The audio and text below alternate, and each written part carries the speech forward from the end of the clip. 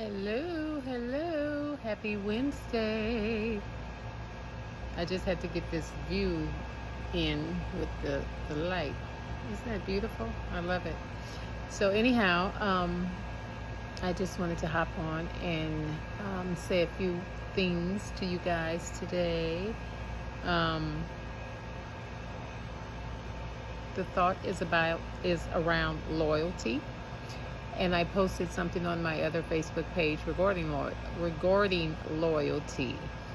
Um, Something about if you have it, it's rare. Loyalty is rare. If you have it, hold on to it. Don't mistreat it.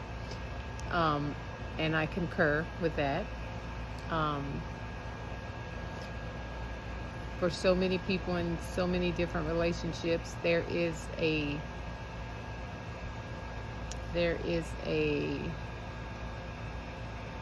what's the word I want to use? There's disloyalty. If I can just be blunt, there's disloyalty. And I know what it is to live or be in a disloyal relationship. And for me, being in a disloyal relationship, I know this, it can bring on stress. It can cause stress. Because why? Because you're worried about your partner.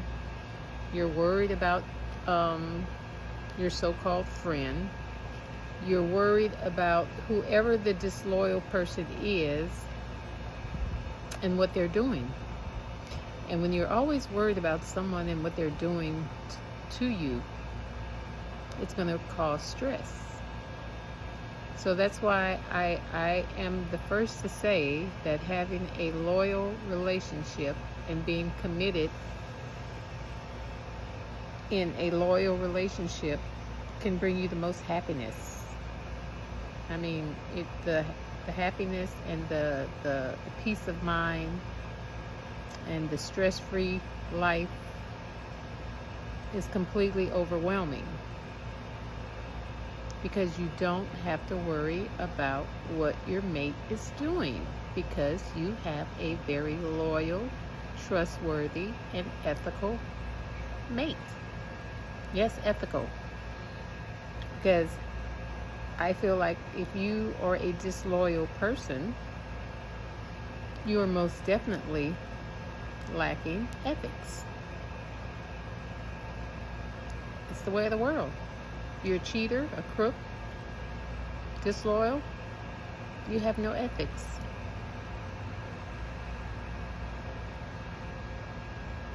That's just the way of life. I didn't say it. But my whole point is, because of course, many of you know I speak around the subject matter of dysfunctional cycles, family secrets, things of that nature. And many times some of us will remain in relationships when you know your partners are disloyal. You know they mean you no good. But you will stand there. You will stand by their side. You will stress every day and every night about what they're doing, when they're doing it, how they're doing it, and who they're doing it with. Who wants to live like that? Why would anyone want to live like that? That in itself is a red flag as to perhaps this person isn't the person for me. Perhaps I should move on and find someone who is better suited for me. But many of us won't do that. You won't do it because why? You're scared to be alone. You don't think that someone's better going to come along. You don't think that you can do better. And what does that say about you? You have a lack of belief within yourself. You lack something about yourself, that you don't believe that you're worthy enough for something better. That's basically what it means. I always knew I deserved better. I always knew I wanted better. I always knew I was going to get better. Why? Because I believed in myself. I knew I was worthy. And I knew whatever I prayed to God for, I was ready to reciprocate that with the same thing with whomever He brought into my life. So when I prayed to God for an honest, loyal, faithful, financially secure, financially stable, handsome, healthy partner who shared the same values and had a lot of the same commonalities. When I prayed for that, I knew that I was going to have to reciprocate whatever God gave to me. And it worked out just fine. Because I am probably at my age right now in the happiest, healthiest, most harmonious relationship I have ever been in. And it's blissful. It is completely bliss that I don't have to worry about when he goes to the office that he's calling up Sally, Sue, and Jane. And he definitely knows he don't have to worry about that with me. But what got us to this point, what got him to this point, and what got me to this point is experience and life. Because we've all had the bad relationships. We all go through the bad relationships. Some of us are in bad relationships right now. Red flags popping up every which way. But you don't love yourself enough and you don't believe in yourself enough to leave the bad relationship and give God room to bring you something better. Sometimes you have to have faith. Sometimes you have to go out on a limb. Sometimes you have to leave the bad behind in order for God to bless you with the good. You can't hang on to all that bad stuff and think God's going to still bring you something good in your life. No. God wants to see how faithful you are. He wants to know that you believe in yourself and that you believe in Him to do great things for you. And when He knows that about you, He will start blessing you with better relationships, better careers, better friends, better environments, better. But you have to want better. And when you decide that you want better, you're going to start doing better. And you're going to start being better. And God's going to just bless you better.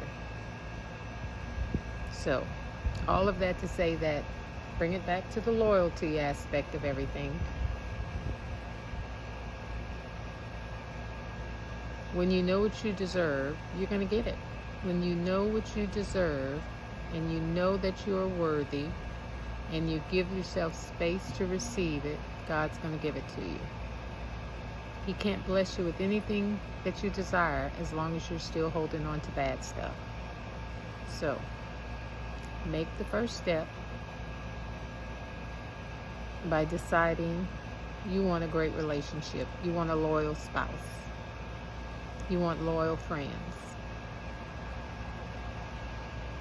When you decide you want more and you want better, you're going to start getting it. It's not that hard. But some of us stay stuck in our mess. And when you stay stuck in your mess, God's not going to bless you in your mess. That's just not how it's going to work.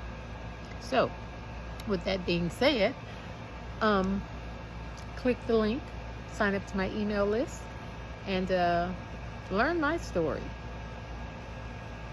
I think it's important. I think it's important for us to tell our stories because the dysfunction that I experienced as a young girl and even experienced within certain relationships, we all do it. Hundreds of millions of people experience the same thing. But the difference is some of us are willing to acknowledge it, talk about it, and move away from it. Whereas others of us would rather wallow in our dysfunction, wallow in our bad relationships, wallow in our unsuccessful lives and not do anything about it. Life is abundantly giving and prosperous and joyous to the people who want that type of life. You have a choice. Everyone has a choice to do better. Everyone has a choice to stay stuck. And everyone has a choice to propel. It's your decision. So, click the link below to join my email list. Learn how to recognize, acknowledge, and resolve dysfunctional cycles so that you can ignite your life.